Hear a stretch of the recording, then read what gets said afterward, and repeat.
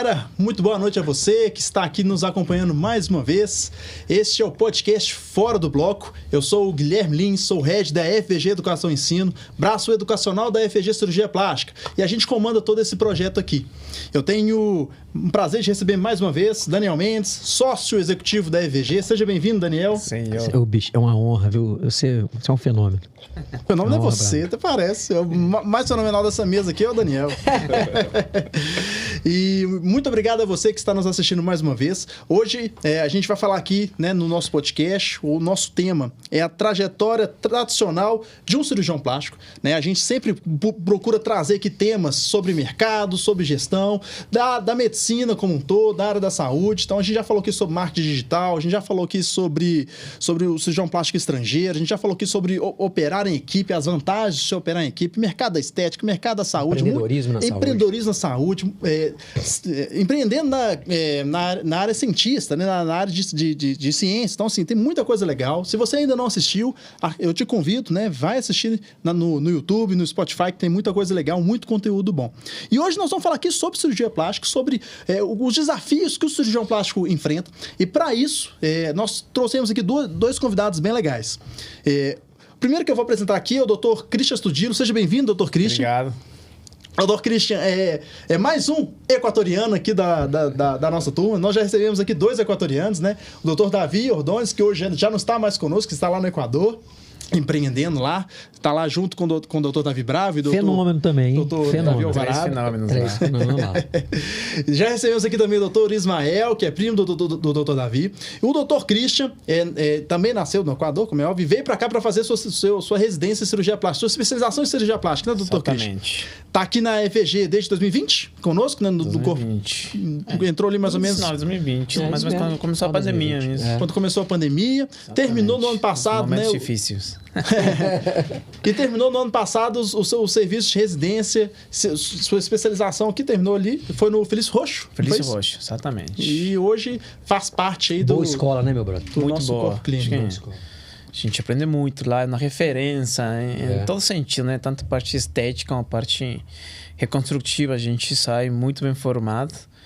Então, somente ficam boas lembranças e agradecer nada mais a formação lá. Bom demais. E um outro convidado que estamos recebendo aqui é o Dr. Roberto Polizzi. Seja bem-vindo, Dr. Roberto. Obrigado, Guilherme. Obrigado pelo convite a todos, né?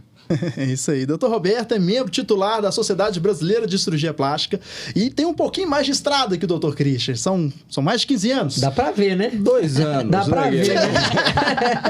Não é tanto assim, não. Uns 16 anos, né? Bem rodado, né? Dr. Roberto é graduado em Medicina pela Federal de Minas Gerais em 2000. Eu tenho datas aqui. Concluiu residência em Cirurgia Geral em 2002 e Cirurgia Plástica em 2007. Ô, nostalgia, viu, bicho? 2000. Parece foi ontem, né? Não, o Christian nem tinha nascido. A gente tava em fraude essas épocas. Fez a cirurgia plástica e a cirurgia geral no HC? No Hospital das Clínicas da Federal. Sua principal vertente de trabalho inclui cirurgias plásticas facial e corporal. É isso mesmo? Atualmente integra o corpo clínico do Hospital São Rafael e é preceptor do serviço de cirurgia plástica no HC, né? Onde ele fez aí o seu serviço de residência. Atua como médico colaborador do grupo de cirurgia de cabeça e pescoço do Instituto Alfa de Gastroenterologia, também no HC, onde trabalha com particular interesse em reconstruções de alta complexidade de face e tronco. Agora, como é que sobra tempo para fazer tanta coisa aqui, Boa Dr. Roberto? Eu nem sabia, né? Dr. Roberto, ele... Além de pai de 2 filhos, casado, que essa responsabilidade puxa tempo também. Sem dúvida nenhuma. Vale a observação. Dr. Roberto também, né, é parceiro lá da EVG também, atende lá com... Parceiro não, Paraninfo. Paraninfo, é verdade. Paraninfo. Vale a observação. Corrige isso aí. Então, hoje nós vamos falar sobre essa trajetória, né, do que o cirurgião plástico enfrenta, os desafios que o cirurgião plástico enfrenta ao longo da carreira. Dr. Roberto, ele tem aqui já uma estrada legal, né, e a gente vai fazer algumas perguntas para ele falar para a gente, para o nosso público, né, o que era antes, como é que é hoje, como é que foi essa estrada, um pouco dessa sua experiência. E o Dr. Christian está começando, tem uma visão um pouco diferente. Então, nós vamos conversar muito sobre isso. Queria começar te perguntando um negócio que a gente conversa muito, que é o seguinte... Você tá de cirurgia plástica com quanto tempo? Mais ou menos. 16, né? 16 anos. Eu formei em 2007, né? Cara, pega aí 15 anos, vamos arredondar. Cara, a sua percepção da mudança do mercado nesse período? Você é um cirurgião plástico que tem uma trajetória muito tradicional. Quando eu falo tradicional, é uma boa formação, tem ainda uma ligação com a academia, vamos dizer assim, a nível de preceptor e tal, mas, cara, é um empreendedor. Tá ali batendo em chara todo dia, acordando, tentando vender, iniciativa privada, a plástica é uma iniciativa privada. E a sua percepção, como é que são os marcos? O mercado ele foi mudando e, cara, em quais aspectos você percebe que houveram as maiores mudanças? Assim? Como é que era o mundo há 15 anos atrás da cirurgia plástica? Imagino que mudou muito. Na verdade, eu acho que existiram vários momentos, né? O momento inicial, por exemplo, na minha época, existia 2 grandes caminhos que você podia seguir. Na verdade, era academicismo e, na verdade, uma vida privada, mas a vida privada não exclusivamente numa empresa particular, você montar sua clínica, consultório, mas você tinha também muito recurso de você fazer um concurso público para você exatamente participar de um tratamento num serviço de saúde mesmo, né? Mas as coisas foram mudando muito, na minha percepção, com a internet. Eu acho que a internet foi um grande divisor de águas para todas as profissões, não é só para o médico e só para o cirurgião plástico. Ou seja, você conseguiu ter uma introdução mais fácil no mercado de trabalho, se expondo de uma maneira cada vez mais evidente, né? Hoje um recém-formado, ele tem uma capacidade de exposição igual a uma pessoa com uma vivência muito maior e até mais desenvoltura, né? E isso, para mim, foi um dos grandes divisores de água. E realmente, nos últimos anos, principalmente, né? A pandemia foi super curiosa, que ela conseguiu, num tempo relativamente muito curto, ter uma explosão de desenvolvimento em muitas áreas, inclusive na área médica e na área de cirurgia plástica, né?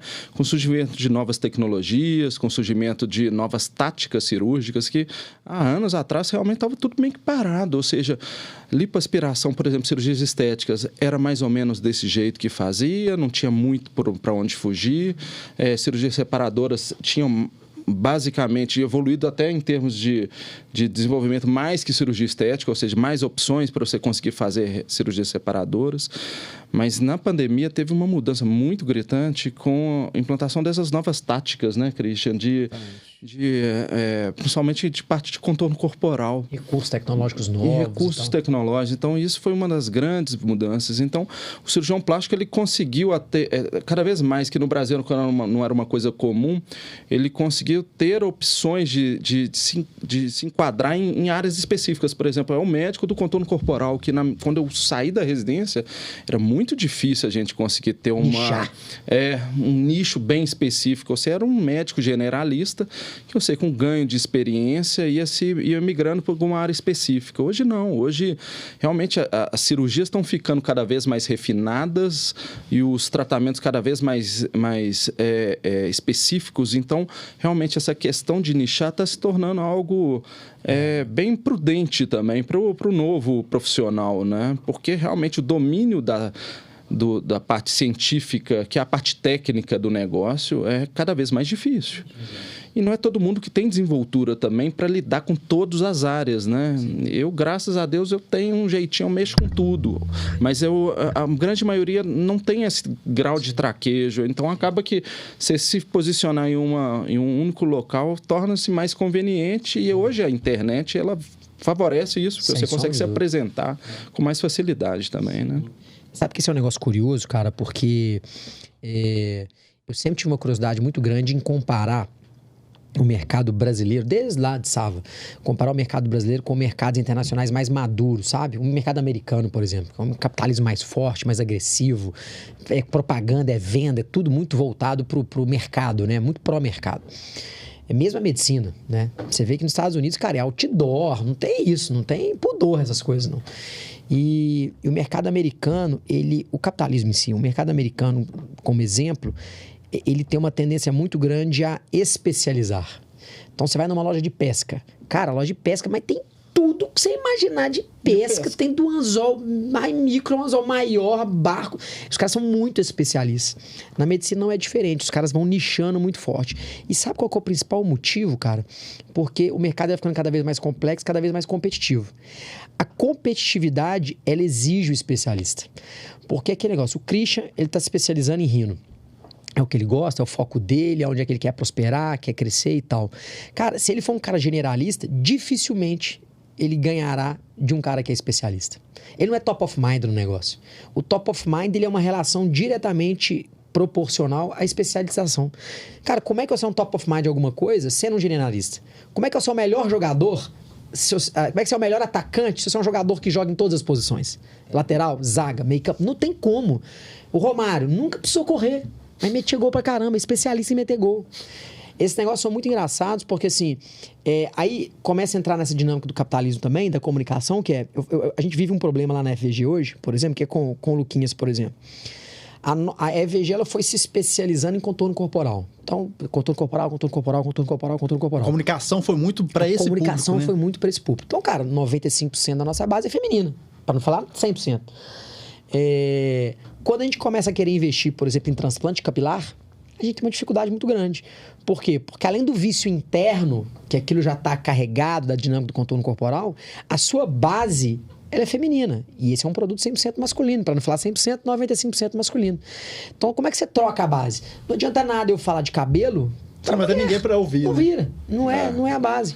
Então, assim, aí você pega, por exemplo, os caras que são 100% focados em capilar, a base é 95% masculina, ele tá na sua frente. Se você for um cara que, eu faço cabelo, eu faço mama, eu faço não sei o quê, a gente tá brincando com o Ismael Vasto de que ele veio aqui, ele falou, cara, cabelo eu faço porque de vez em quando aparece um doido lá e uma indicação de uma amiga, eu falo que faz, eu faço. Mas, cara, não vira, porque ele não comunica cabelo, né? Ele comunica mãe. E aí vai cair para ele, é masto, é abdômen, é isso mesmo. Então é uma tendência muito natural. Aí eu queria emendar uma outra pergunta para vocês dois e ouvir opinião suas. Você imagina então que nos últimos 10 anos, vamos botar assim que nos últimos, desses 15 anos, talvez 10 anos ali teve uma evolução relativamente menos acelerada e nos últimos 5 acelerou muito. A nível de tecnologia e tal, mercado mais agressivo, mais competitivo, mercado mais difícil, né? Assim, um cara que come mosca, ele realmente está perdido e tal. Começou a surgir dinâmicas como a EVG, empresas que têm uma dinâmica mais empresarial e tal. Como é que vocês enxergariam, como é que vocês acreditam que vai ser nos próximos 10 anos?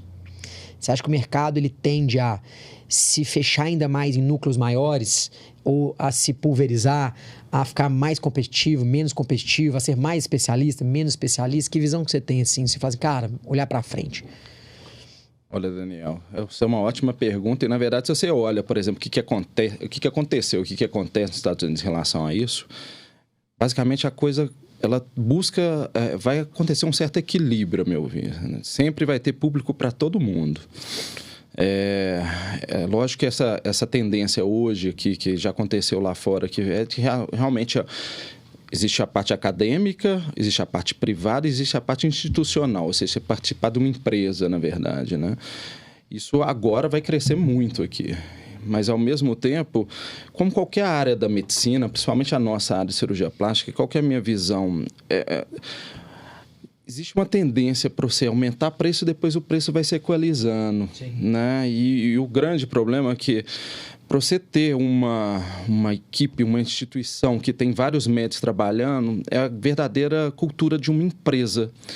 E isso é o mais difícil, né? Igual um dos problemas de gestão do médico, que ele não faz parte de uma instituição... Do médico isolado, exatamente sozinho. A parte da cultura organizacional da empresa, a parte executiva... Gestão mesmo. E a gestão. E a parte de empresa, né? Todo mundo também que tem perfil para trabalhar sob uma determinada gerência, sob um determinado formato, porque isso tem um lado de cerceamento também, além de um lado que é muito positivo, de você conseguir criar grandes grupos e, ao mesmo tempo, formar pessoas com uma grande especialização e com uma grande vivência num espaço de tempo muito relativamente curto, né? Mas a grande questão é que também não é para todo mundo e também existem pacientes para todo mundo, né? Existe aquele paciente que ele também não gosta muito do lado comercial. Existe aquele paciente que ele gosta do médico com um formato mais de médico, que é um tratamento um pouco mais individualizado. Médico quase que da família, né? Que tem a relação mais emotiva. Não é nem médico de família, mas ele não almeja muito o lado de, eu estou chegando aqui, tem tanta gente aqui, e eu sei que o formato de uma determinada instituição é esse, uma linha de tratamento é exatamente esse, que algumas vezes é um pouco engessado, outras vezes não, outras vezes permite um amadurecimento de determinadas táticas, mas a grande questão é que isso isso, por exemplo, eu convivo com vocês desde o surgimento do Felipe, né? Então, eu vejo que uma das grandes qualidades da empresa realmente o Felipe é uma pessoa que é diferente. Né? O Felipe é uma pessoa arrojada, é uma pessoa aberta, uma pessoa que busca, que ele tem um lado médico muito forte também, que ele busca do paciente o melhor. Ele quer produzir o melhor para o paciente, ele não abre mão do melhor. O que, em verdade, em instituições, não necessariamente isso é o verdadeiro, porque se torna uma empresa com objetivo puramente comercial. E medicina, lucro, né? Medicina tem principalmente nessa área nossa, tem uma interseção, né?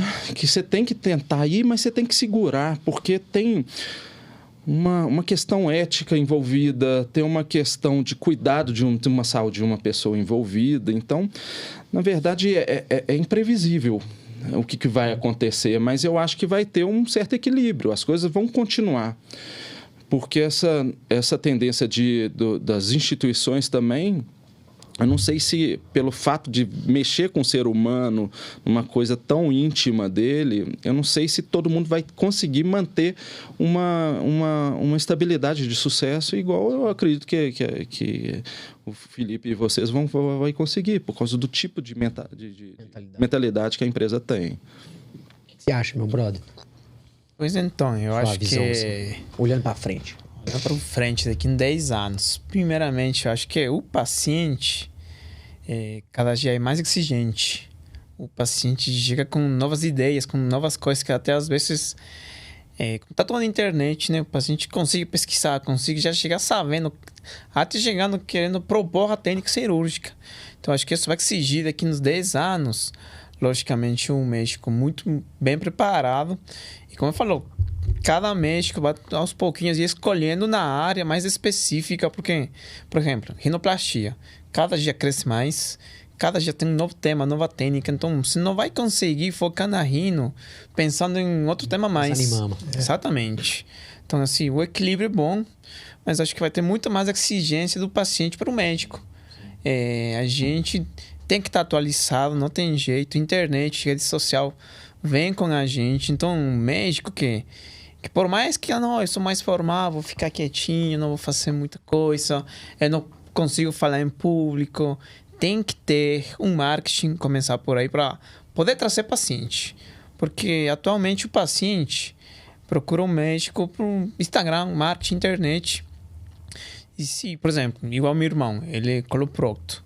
Já falou, você tem que mostrar um pouquinho mais, não precisa ficar se expondo muito, mas a galera quer saber quem que é você. Então, assim, qualquer profissão, seja cirurgia plástica e qualquer outra área, daqui nos 10 anos, eu acho que a primeira coisa, a gente vai ter um paciente muito mais exigente, médicos focando mais na área mais específica para estudar, trabalhar mais, tecnologia sobrando mais ainda para a gente ter como opção para oferecer para os pacientes. E para a gente que está daqui a 10 anos, para mim, daqui em 10 anos eu vou ter muita experiência. Acho que uma coisa que a gente não adquire de um dia para outro. Eu posso ter a tecnologia melhor, todo o equipamento, você não sobe de elevador, tudo, né? exatamente. Isso é degrau a degrau. Então tem que ir devagar. Uma coisa que a gente às vezes não entende quando a gente forma. Beleza, a gente forma, consegue um consultório e a gente tem essa opção que eu tive de poder entrar em uma equipe. Tá? Que é começar sozinho muito mais difícil. Eu acho que no futuro também cada um vai querer fazer uma equipe, começar com algum respaldo, porque sozinho acho que é muito difícil atualmente. Então, daqui a 10 anos, todo mundo acho que vai querer trabalhar em equipe, cada um em cada área, formar seus grupos para poder oferecer o melhor para o paciente. E a experiência, acho que é uma coisa a única coisa que a gente leva, nada mais. Mas...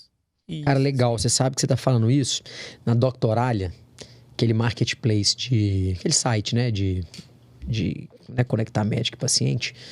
Eles fizeram uma pergunta para, eu acho que, se não me engano, umas 20 personalidades da área da saúde.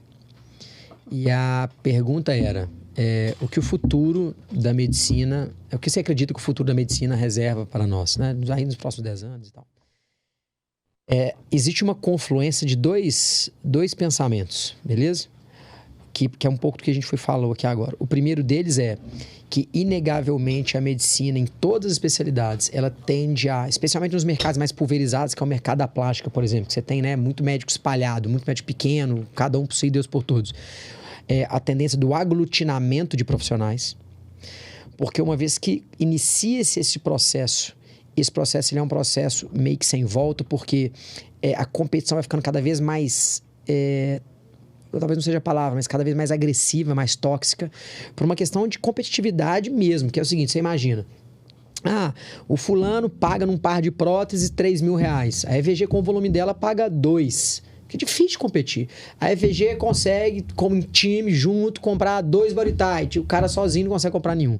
Isso vai criando uma diferença de condição de competição muito difícil.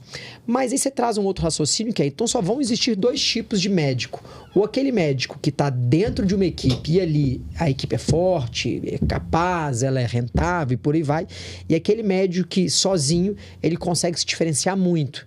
Ele é muito exclusivo, ele é um cara realmente que ele é muito especialista, ele é muito bom e sozinho ele consegue fazer uma trajetória que muitas vezes em uma empresa é difícil de se conquistar. Que é, por exemplo,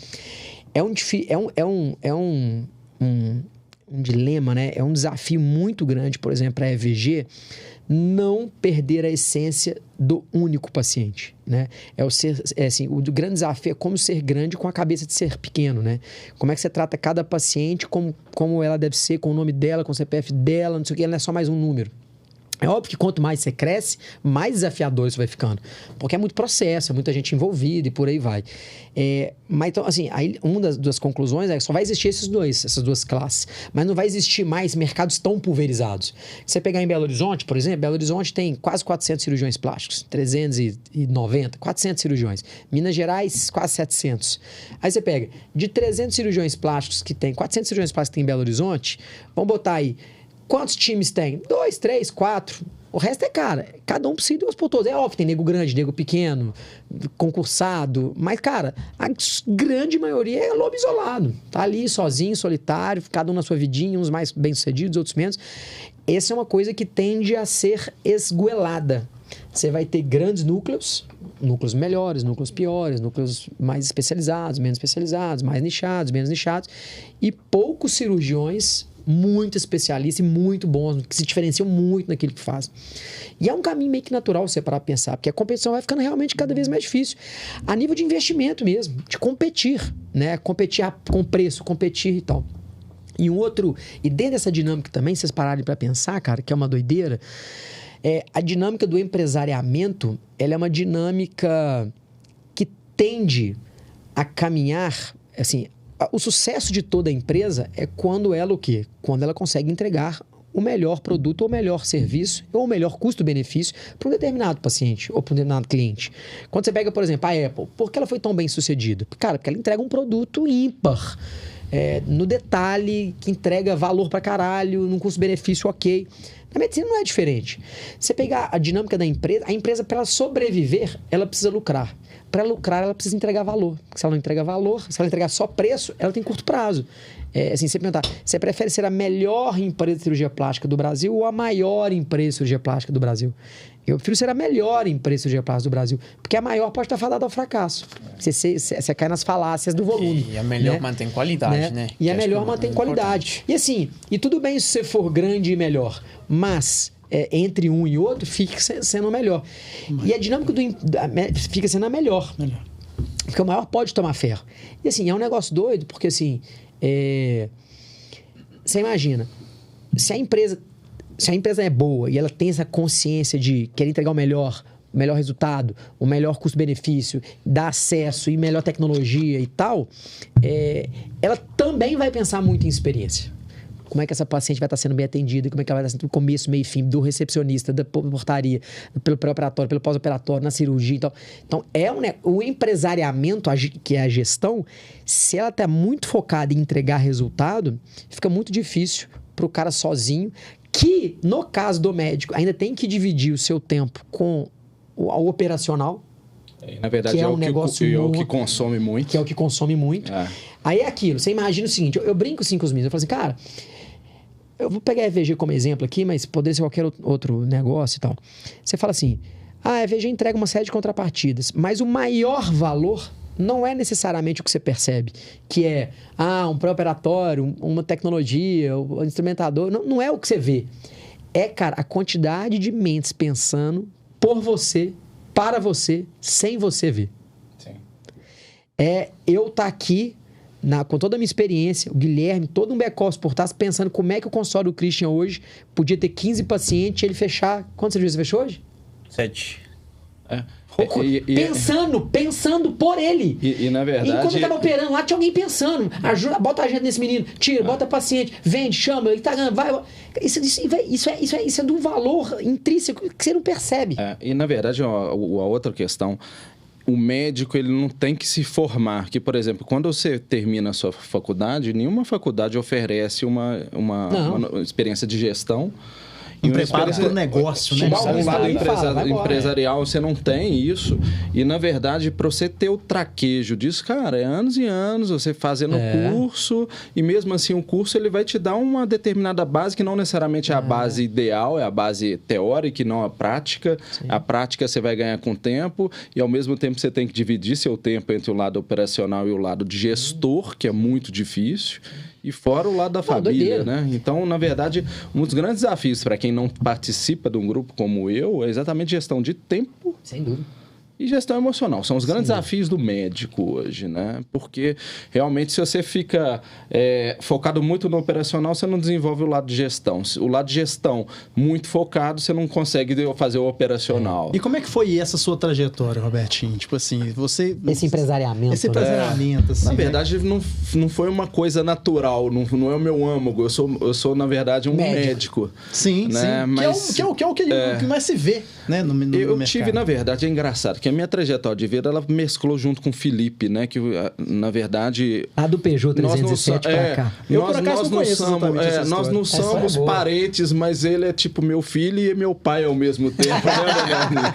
Mas a questão é o seguinte, o tio do Felipe, que é um cirurgião plástico antigo aqui de Belo Horizonte, que é o Lourenço Contígio, ele é tio da minha esposa, pelo outro lado da família.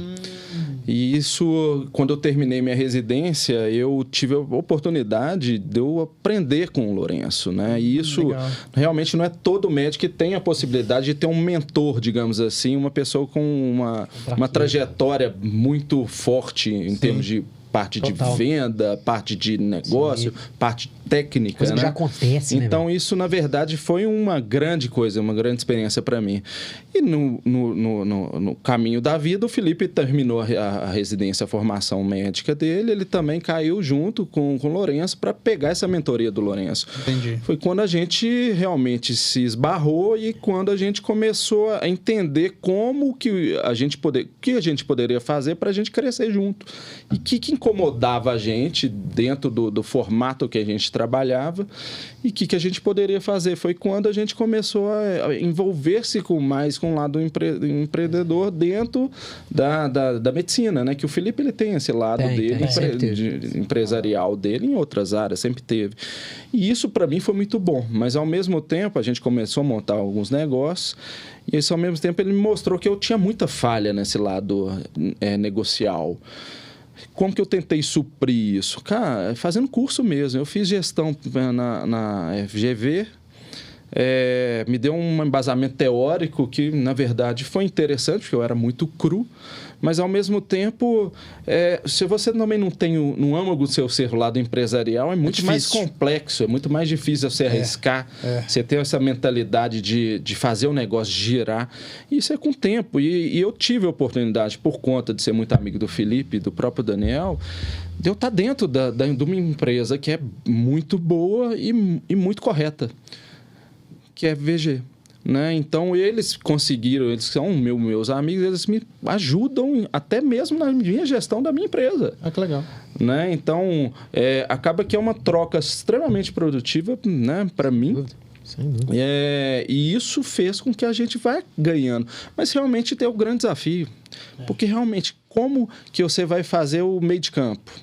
entre o lado empresário e o lado gestor e o lado operacional, o lado médico, né? Tanto que, por exemplo, em relação ao futuro, que é aquela pergunta que você me faz, o que eu vejo? Um médico como o gestor da sua empresa pessoal, isso vai acabar, porque a gente não tem expertise. E eu acho que não é só essa questão de possibilidade de eu poder focar exclusivamente na parte operacional, é porque realmente precisa de um gestor, uma pessoa que tenha um traquejo empresarial para conseguir, junto com o médico, estabelecer essa parte estratégica do negócio. Vocês precisam de um Daniel Mendes, gente. Vocês precisam de um Daniel Mendes na vida de vocês. À parte, você vê a dobradinha que nós acabamos formando na EVG, quando nós começamos, fez muita diferença, né? Sim. Você tá doido, porque... assim, principalmente os dois motivos. Um é pela gestão do tempo, o médico não vai conseguir dedicar o tempo que precisa para o negócio. E segundo é a formação. Você não vai ter a formação, né? Isso é difícil. Por exemplo, com esse mercado mais competitivo, que vai se tornando mesmo. Sim, total. Não tem jeito. A segunda coisa, só para fechar, a primeira era essa, que inegavelmente o mercado ele vai se aglutinar, sabe? Para ganhar força. E a segunda coisa era a digitalização na captação do paciente. Aquele médico que não conseguir entender que ele precisa estar presente digitalmente, ele estará fora do baralho. Ele não existirá. Tem uma frase boa do Bill Gates, que existem empresas... como é que você vai ver as empresas daqui a 10 anos? É uma frase famosa que ele fala. Vão ter as empresas que estão na internet e aquelas que não existem. Não existe a empresa que está fora. Mesma coisa, cara. Então, assim, esse é um processo que o médico ele vai ter que começar a entender que rede social, internet, seja qualquer canal, Google, qualquer um que seja, faz parte do trabalho. Não é uma opção, eu quero. Não, é trabalho. Porque eu brinco, cara, isso é muito legal, assim, porque você fala assim, né? Eu falo essa frase, muitos devem ter ouvido, já falei umas 1000 vezes. São as 3 maneiras do... Da onde vem a entidade mitológica chamada paciente, né? Antigamente o paciente caiu do céu. Não, da onde vem? Se você parar para pensar e simplificar o raciocínio, o paciente ele só vem de 3 pontos diferentes. 3 formas diferentes. Não existe uma quarta. Aposto com vocês aqui, a grana que for, não existe. Primeira delas, indicação. Segunda delas, pesquisa. Terceira delas, impactação. Vou falar de cada uma delas. Não existe uma quarta forma. A grande diferença do mercado de hoje para o mercado de 10, 15 anos atrás é que a indicação...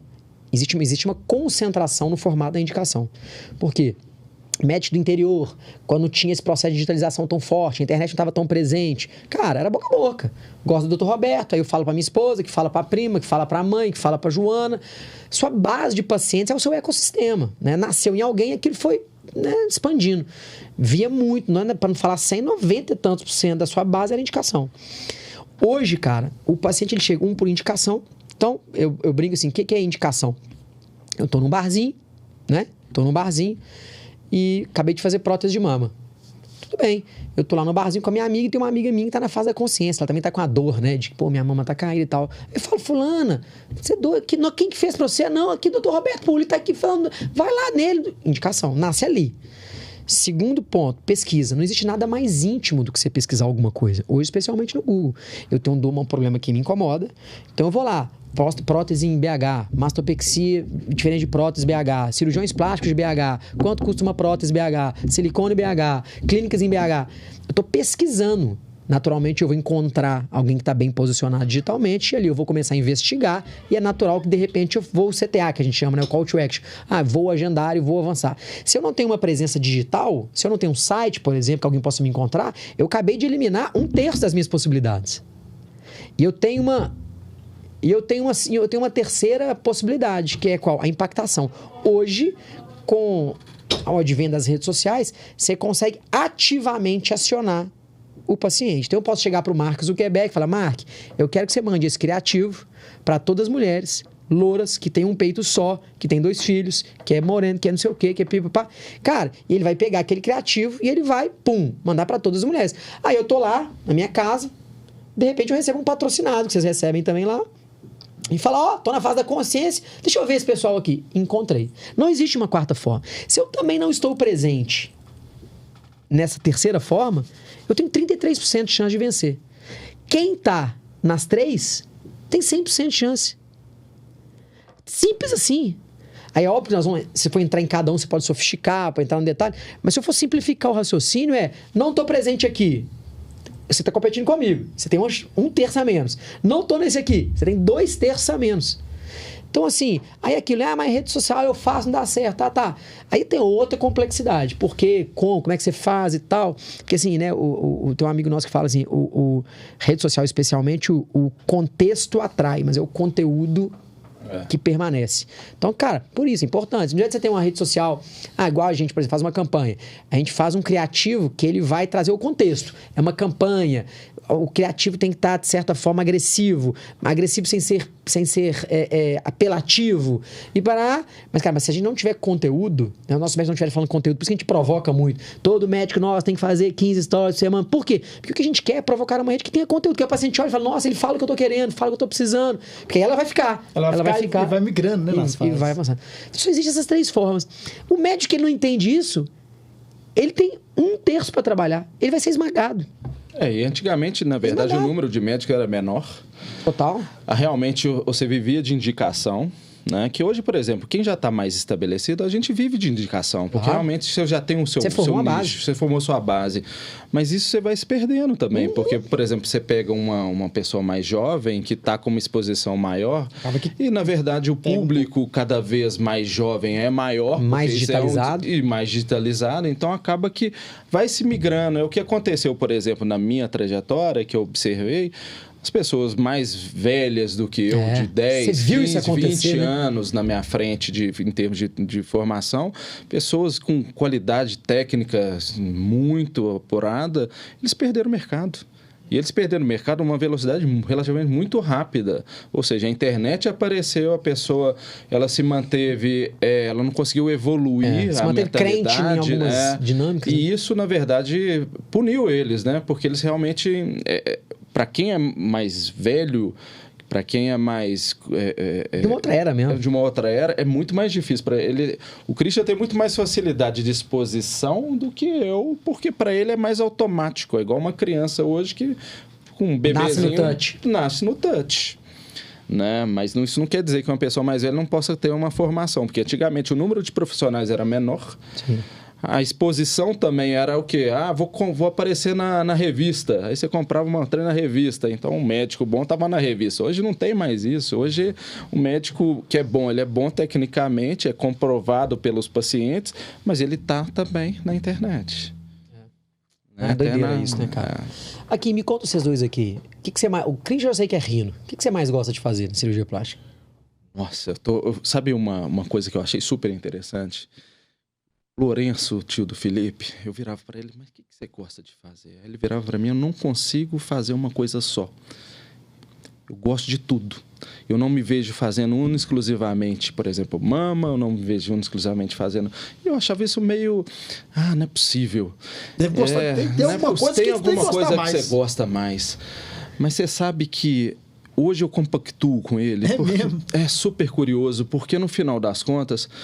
A minha formação foi muito vasta, sabe, Herme? E acaba que eu entendo nuance de muitas coisas e eu sinto prazer fazendo uma mama do mesmo jeito que eu sinto um prazer de fazer um nariz. Mas é claro que tem cirurgias que são um pouco mais desafiadoras, né? E eu, na verdade, a minha formação é exclusivamente desafio. Eu comecei fazendo reparadora por conta de desafio, não é porque dava dinheiro, não. O que é difícil de fazer? Até por que eu quero fazer medicina? Eu não sabia. Por que eu quero fazer medicina? Eu sou o único médico da minha família. Não tinha médico na minha família. Por que é? Porque é mais difícil. Vamos embora pro desafio. Por que eu quero fazer cirurgia? Porque é mais difícil. Onde é que você quer fazer cirurgia? Onde é que é mais difícil? Robertinho, vida desafio. Mas eu não que eu seja... Convidei ele para fazer triatleta comigo. Pois é.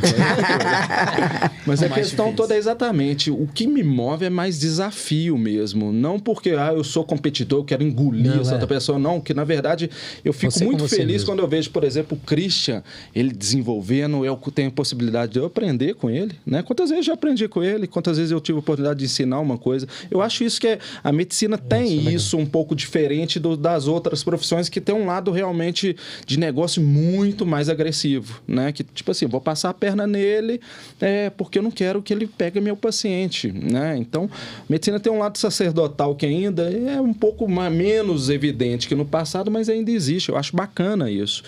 Então, o que hoje eu vejo?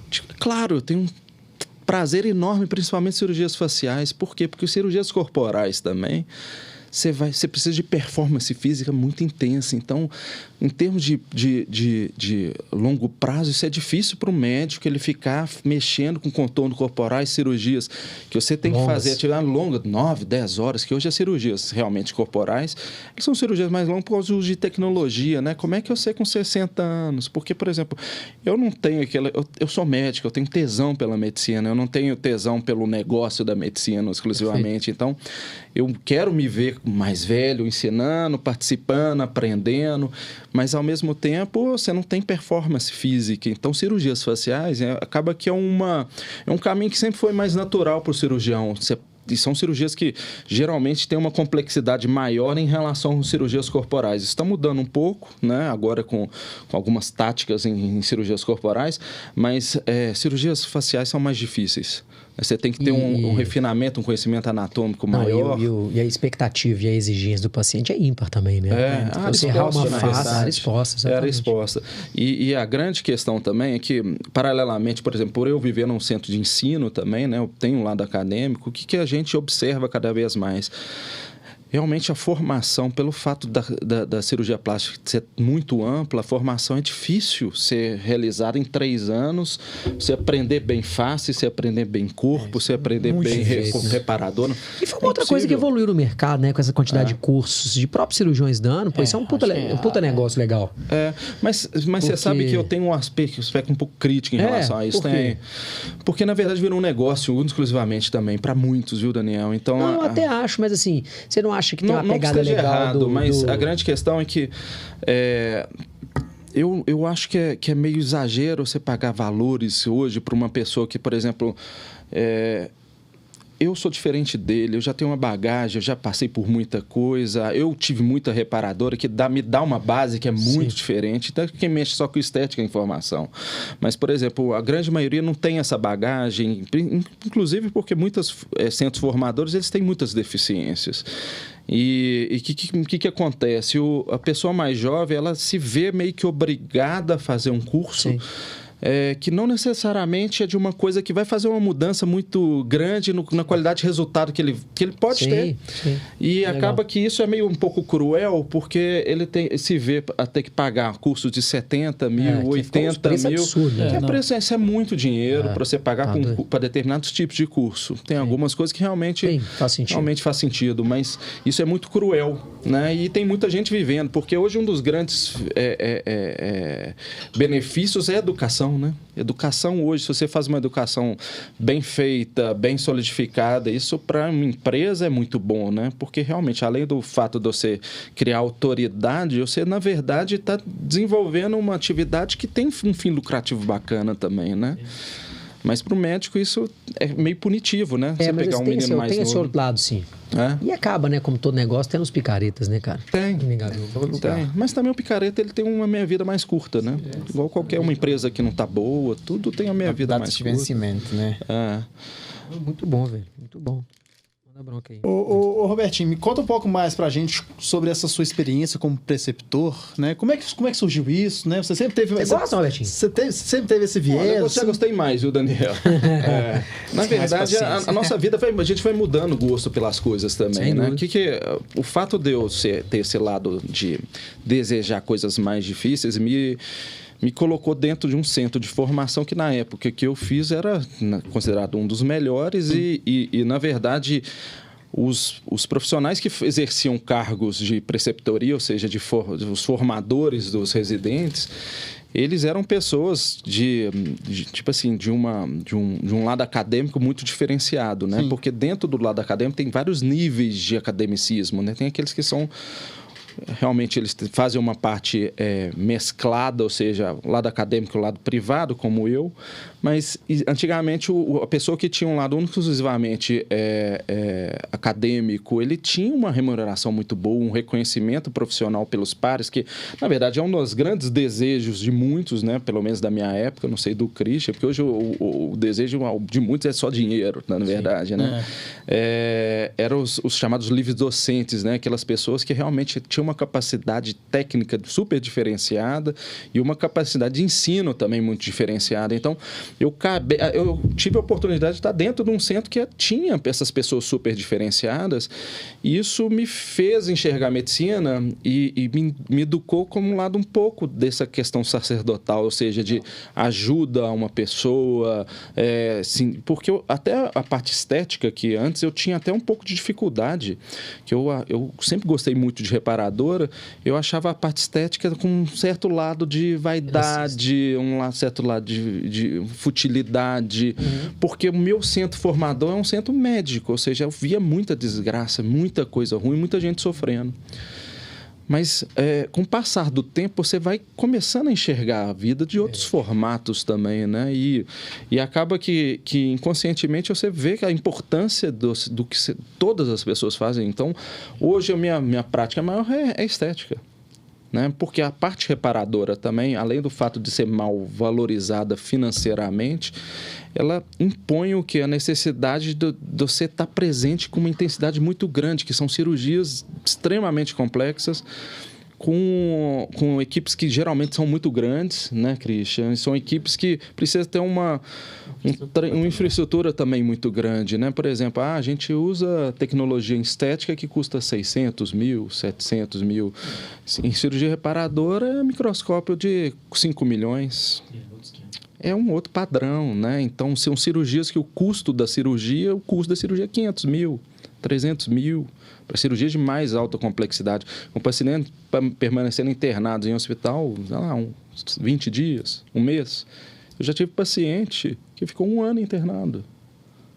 Fez 19 cirurgias. Então, na verdade, é um outro mundo. É um outro mundo. Né? Você tem uma pegada acadêmica também, não tem um gosto? Gosto. Eu acho que sempre, desde que escola, colégio, faculdade, já gostava mesmo, sempre estava vinculado com tudo, atualizado. Sim. Ou, por exemplo, igual... Você gosta de congresso, gosta de participar? Na faculdade, igual, eu fui parte do DA e tal, e lembro que nas férias a gente dava cursinhos para preparar. Antes a gente conseguia se inscrever na faculdade e pronto, pra você poder dar a prova e se passar e pronto. A gente conseguia dar cursinhos para preparar pessoas para poder passar na prova de faculdade, de medicina, né? Então, eu sempre com meu irmão, bora lá, a gente organiza um curso, ensina cada um e a gente vai fazendo a mensagem. Quanto que a gente vai cobrar? Nada. Por quê? Porque a gente já sabe disso, a gente quer ajudar eles. Algum dia a gente ganha... Vai voltar. Acho que o mais importante é gratidão. Sim. Então, você sempre me viu, sempre esteve involucrado. Eu gosto de congresso, eu gosto da parte acadêmica. Quando entrei na FVG, eu falei que é legal a parte de ensino.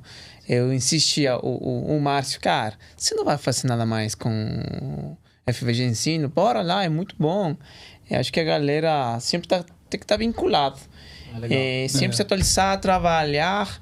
Então, essa parte, essa pisca de acadêmica, porque acho que além de ser um cirurgião prestigioso, com muita experiência, um cirurgião que está bem desenvolvido academicamente, mostra mais respeito. Sabe? Sim, sem dúvida. Você é um cara foda, gente de dinheiro. Então, às vezes eu falo, Vilas, bora lá no congresso, você dá uma aula lá, mostrar que realmente você não somente é bom cirurgião, você também sabe muito a parte acadêmica, porque ele sabe. Mas aí tem outra parte, você tem que gostar para você se involucrar. Porque é uma parte muito boa. Sim. Acho muito, muito importante a parte acadêmica, que faz crescer mais a você. E acho que a gente aprende também ensinando. Acho que isso é uma parte muito mais importante dessa parte. Inclusive, né, cara, assim, é um pecado, né? A gente, com o volume cirúrgico que a gente tem, a gente não tem uma veia tão forte para transferir conhecimento no sentido numérico, muitas vezes. A gente tá até olhando isso, mas assim, você imagina, a gente não tem nenhum case, nenhum estudo de caso, nenhum artigo publicado de alguma coisa diferente que tenha feito, que, né? A gente brinca que, por exemplo, a gente tava ali, faz Mastielli, não faz. Beleza, começamos a fazer Mastielli, Felipe começou, cara, já fez, sei lá, 60 Mastielli em 4 meses. Quem tem um volume desse, doido? Vai fazer o que daí, se dá errado, se dá certo, isso vai funcionar, isso não vai. E com esse medicamento é bom, com aquele é ruim. Puta merda. É de uma riqueza que muitas vezes fica neblinada, é um pecado. Mas ao mesmo tempo é igual uma empresa, precisa ter a gestão do lado empresarial, a gestão científica é difícil também, Super, né? cara. Muito Você conseguir produzir trabalho com uma base, consistência e valor científico. Sem né? ser por fazer. É muito. Realmente, você tem que envolver também comissão de ética, tem todo um outro e assim, lado, né? E você tem um cirurgião que não isso não é uma coisa que você faz numa sexta-tarde, senta no computador e faz. Não, velho. Isso é pesquisa, a gente envolvida. É difícil. Acho muito complexo, mas que tem que estar vinculado um pouquinho, acho bom. Sim. E, na verdade, essa questão de autoridade também, né? Para quem está buscando isso, que tem pessoas que buscam, tem pessoas que não buscam, né? Esse grau de autoridade dentro da ciência, na verdade. Isso, na verdade, é uma coisa que, se a pessoa tem interesse para crescer até determinado ponto, além, realmente ela precisa se envolver com isso, né? Porque... Não que no meio da cirurgia plástica brasileira tem, tipo assim, um lado político ainda muito intenso, né? Que acaba que lá fora também tem, mas lá fora os grandes gestores são pessoas com uma formação e um conhecimento e uma experiência bem estabelecida em áreas bem específicas. Aqui no Brasil ainda tá engateando, né, digamos assim, né? Mas para aquele que quer se tornar uma grande autoridade, o lado academicista é muito interessante. Bom, né? Mas tem que correr atrás, se vincular, estar presente, todo congresso, vou viajar para especializar um pouquinho mais, acompanhar um cara, acompanhar o outro, aprender as coisas novas. Na hora do congresso você se atualiza, porque, por exemplo, agora saiu uma nova técnica. Beleza, a gente aprende, a gente está fazendo enxerto de gordura. Mas como a gente sabe se ano que vem vai continuar a mesma técnica sendo igual? Às vezes, ano que vem no congresso, não, isso não sirve, vamos para outra coisa. Então, acho que essa parte acadêmica, de se atualizar sempre, é muito importante. Logicamente, nós, como empresa, como equipe, todo mundo está atualizado.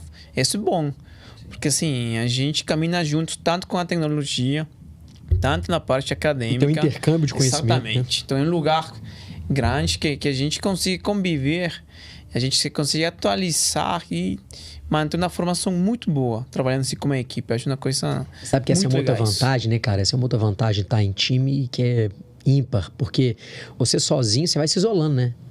Você opera sozinho, é você sozinho, você com seus conhecimentos, com as suas experiências. Não necessariamente, né, Daniel? Porque depende muito do formato médico. Por exemplo, o médico que ele opera um número pequeno de casos, ele não está dentro, por exemplo, de um centro cirúrgico, por exemplo, ele não tem a possibilidade dele começar a ver as coisas que estão acontecendo. Sim. E, ao mesmo tempo, se ele também não tem um desejo de se atualizar, né, que ele pode ser sozinho, mas ele tem uma ânsia por atualização, que ele pode fazer coisas muito mais diferentes, pessoas de grupo. Então, eu acho que a grande vantagem do grupo, de grupos que são, para mim, existe o grupo positivo e o negativo. O grupo positivo que vocês representam é que, na verdade, existe uma pureza, existe um desejo, por exemplo, pelo companheiro dele também dar certo. Sim. Ou seja, não é um lado egoísta, por exemplo, eu quero operar 50 casos no mês, mas eu não aceito que o Christian opera 30. Ou então ele está operando mais do que eu, mas eu sou mais bonito do que ele. Eu tenho uma formação melhor que... Cara, não existe isso, pelo menos na empresa de vocês. Né? Então isso é um valor, porque isso acaba... Por exemplo, eu aprendo muito com eles, eu troco ideia lá, estão fazendo desse jeito. Ele vem cá ver isso aqui, vem cá ver isso, deixa eu te mostrar isso aqui. Vamos fazer desse jeito. Na verdade, é uma coisa que flui bacana e isso permite que você realmente mantenha uma atualização. Mas aquele médico realmente que não tem uma vivência cirúrgica tão grande, porque tem médicos que operam relativamente pouco mesmo, né? Sim. Acaba que ele também não está conseguindo nem bancar os cursos. Sem dúvida, exatamente. Ele tem a vida dele, tem um consultório dele, não gera receita, não consegue ir, não consegue se atualizar e acaba que... vai atrofiando. Mas ao mesmo tempo, tipo assim, existem táticas que são já consagradas que a pessoa vai ter um bom resultado, né? Então, um médico que faz... Não precisa inventar muita moda. E, na verdade, o que aparece de novo também não dá para você aplicar para todo mundo, né? Que por exemplo, a encher de gordura dentro do músculo, que hoje são táticas interessantes. Não dá para você usar em todo o perfil de paciente. Eu tenho um perfil ideal, é esse, que vai ter esse benefício, porque, na verdade, se você usar tudo para todo mundo... É a mesma coisa, receita de bolo, que não existe, né? De quando você começou lá atrás para hoje, qual é a cirurgia que você fala assim, cara, que mais mudou a nível de entrega, assim, de recursos para entregar um resultado melhor? Olha, vou ser sincero, todas. É bizarro, viu, Daniel? Porque, curiosamente, mudanças... Por exemplo, eu sempre fui muito estudioso, eu sempre gostei de atualizar, sempre gostei de fazer tudo, né? Então, sempre precisei me atualizar. Cirurgias faciais, que, por exemplo, eu adoro cirurgia facial. Cara, mudou completamente o paradigma com o tipo de cirurgia que está sendo feita nos últimos 3 anos para cá. Cirurgias nasais, nos últimos 5 anos, é outra cirurgia, mas outra mesmo, né? Mudança de detalhezinho, não. É outra cirurgia. Outra forma de fazer. Cirurgias faciais agora estão tendo mudanças que realmente são muito extremas, com o uso de tecnologia, com o uso dessas novas táticas, principalmente de enxerto de gordura dentro de músculo, né? Que está se mostrando até resultados até mais interessantes para o futuro mesmo, não só de cirurgia estética, né? De cirurgia reparadora mesmo, de recuperação nervosa, recuperação muscular. Então, na verdade, tudo muda e está mudando muito rápido. E, na verdade, não é só medicina, né? A nossa vida, como é que mudou num tempo relativamente curto de tempo? Cara. Doideira. Olha o que não tinha 10 anos atrás, né? Sei lá, o WhatsApp acho que tem 12, 13 anos, sei lá. O WhatsApp, velho, né? Não tinha nada. Nada digital. Nada, era tudo... teleconsulta, ó, que doidura. Hoje você faz consulta com a pessoa na Angola, você faz consulta com a pessoa na Amsterdã, você faz na Rússia. Isso é uma grande vantagem que a gente tem, né? Por exemplo... que você falou do México, você não vai conseguir de boca a boca uma paciente lá da Suíça vai operar com você. Na internet. Então a gente, com a internet, você faz um pequeno tráfego pago.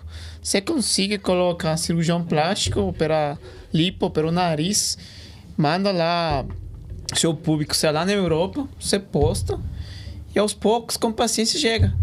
Então, isso aconteceu que eu fiz um teste. Eu falei, aqui, vou testar aqui. Suíça. Minas Gerais, não, já tá lotado. Eu não quero público em Minas Gerais. Falei, beleza, eu sou de Equador, vou colocar minha cidade. Vou colocar Estados Unidos. E vou colocar Europa. Mandei o tráfego pago. Deu uns 15 dias, mais ou menos. É pouca coisa, mas eu consegui 3 pacientes. Uma que veio de Espanha, outra que veio dos Estados Unidos e mais uma que acho que mora em Berlim. Olha só. Falei, eu sou brasileiro e tal, mas gostei do seu trabalho, te comecei a acompanhar. Como que eu faço para marcar consulta? Aí. Falei, dá certo. Então, a gente tem que estar ligado com tecnologia. Não tem jeito. E Muda outra coisa, hoje a gente tem um Instagram, e é de graça.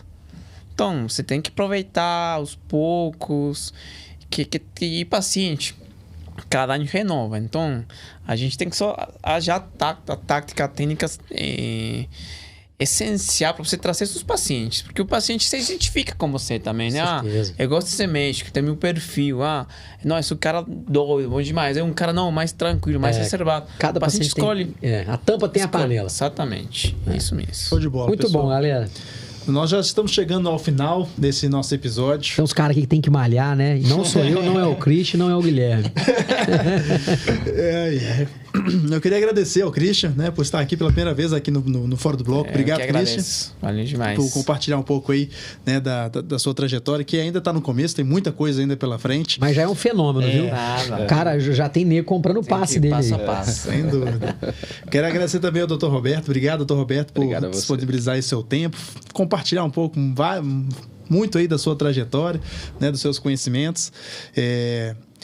Muito obrigado a você que esteve aqui conosco até agora, né? E não tenho dúvida, né, que o nosso bate-papo aqui pode ser muito útil, pode ter sido muito útil para você. Se você conhece algum cirurgião plástico, está ali querendo, né, saber um pouco mais aí se vai fazer isso, se não vai, se vai entrar por esse caminho, mande esse podcast para ele, envie para ele, acompanhe também o nosso canal no Instagram. Vou convidar também para você seguir o Dr. Roberto. Você sabe qual é o seu Instagram, Dr. Roberto? Lá? É claro. @Roberto Polizzi. Você não tem ideia aí, não? Não, eu sou mais moderno. Siga também o Dr. Christian. Qual que é o seu Instagram? @Crisasto. Não, mas você vai ter que soletrar. Nós não achamos, não. CHRI. CHRI. STU. É isso aí. Muito obrigado e até o próximo episódio do podcast Fora do Bloco.